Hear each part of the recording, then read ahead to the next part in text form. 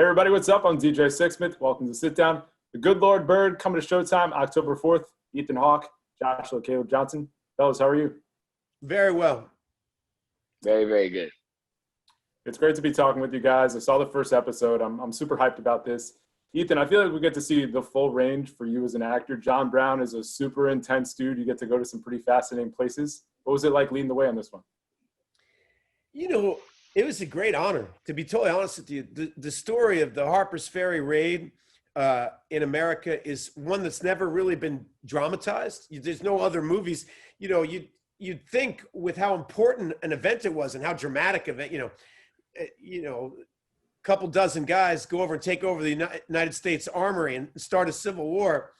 But people don't want to talk about it because it's such a lightning rod. You know, to really look at this story, you have to look at a lot of pain that what this country was built on. And it's a scary story. And what McBride does is tells it with so much love and humor that it becomes a lot of fun to look at something and talk about something that's normally really hard to talk about. Yeah, the humor is something that really hit me. And Josh, for you, I mean, Onion is the narrator throughout. It's a very important perspective. What was most fascinating for you about jumping into the show? What was most fascinating to me about jumping into the show would be really bringing the character of Onion to life. He's such an interesting and complex character, and I was really looking forward to breaking down the character and bringing him across screen as best possible. Ethan, your character has a line in the first episode that America will never come to peace unless it deals with slavery. And it feels like this show is really important for right now. So why do you think that is? You know, it's interesting that you say that because that line is an actual John Brown quote, that there was this foundation of this country was built on a crime. And we all want to feel like we looked at it and we've dealt with it. Sorry, moved on. But if we don't really look at it and really talk about it and really heal it, we're going to keep suffering from it, from this crime and from the injustice of the way this country was built and the way it continues to hurt people, and it hurts all of us. And so it was one of those experiences where you read a book and you can't believe, I just couldn't believe I didn't know more about all this, and I found it so interesting, and I know other people would. I kept wanting to give the book to people. And I think that it has a power. Good art has a power to heal and give people a common language to have a conversation. Those conversations go a really long way. And Josh, another conversation we're having is what slaves had to do in order to survive. And with Onion, it's literally going from boy to girl. So what was it like dealing with that whole factor? It was very fun, actually, for me to be able to play a character like that, because once you really put your mind, I want to put my mind into that time period and kind of forgot about modern Joshua and what he likes and what he wants to do, and really put my mind into Onion and his motivation is to purely survive, then it doesn't really matter what it takes to survive. As long as he survives, he's okay. Ethan, I just talked to David Diggs a little while ago, and he was saying you can go all the way in on John Brown, and then you could just be super chill Ethan right after that. How were you able to vacillate between the two like that? A lifetime of training. I mean, he's right that I might give the appearance that I could do that.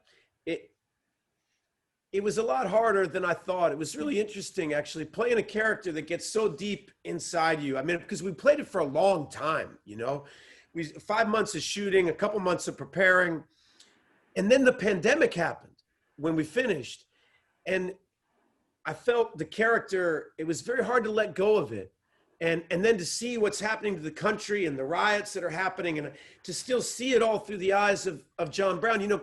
Joshua and I used to drive by those statues in Virginia. Now those statues are now, of Robert E. Lee and Stonewall Jackson and Jeb Stuart, and they're now covered in graffiti. And we used to drive by them on the way to work. And I would always wonder, why is, it would be so great if there was a statue of the black guys and the white guys that died at Harper's Ferry. There should be a statue of them right up there. And and just watch the country beginning to wrestle with the same ideas, not beginning to wrestle, we've been wrestling with it for a long time, but to have it newly put in the conversation was very exciting for us because we've been thinking about it all year really hard. It's amazing how much has changed. And Josh, for you, I mean, you're just getting going in this industry. This is a really important piece. There's a lot going on in the country. What does it mean to be a part of this show and also to work with somebody like Ethan here? What it means to be a part of a show that really depicts, great American history. I feel extremely blessed and extremely happy to be part of a show like this. And kind of like what Ethan said, we're still fighting that same fight that John Brown fought over 150 years ago, which was for the emancipation of all Black Americans. And just now more people know about the cause, but also when you think of John Brown and you think of Harper's Ferry, to my knowledge, I don't know any shows or movies or really any plays or anything that talk about John Brown and the history of Harper's Ferry. And so I'm glad that we're one of the first to do that. Ethan, I'll give you the final word here. When people check out the show, what are the biggest things you do want them to be thinking about? I know what James McBride would say, is that the blood has been shed. One of the things this show reveals and tells the story is this massive, massive wound. And the blood has been shed. And like Harriet Tubman said, we're standing on the doorstep of change. All we have to do is walk through it. And that door is open for us. That blood has been spilled. The door is broken, and we can move forward into a better America. And it's been strange to me, that when you think about Martin Luther King being assassinated just a little bit before I was born, and how much the dialogue has not changed, and it gets talked about, but then it doesn't, we just, hopefully this show can be a part of an ongoing, constant healing that needs to keep happening. I feel like there's a lot of good energy here. Ethan, Josh, thanks a lot, guys. Really enjoyed it. And best luck with everything going forward, all right?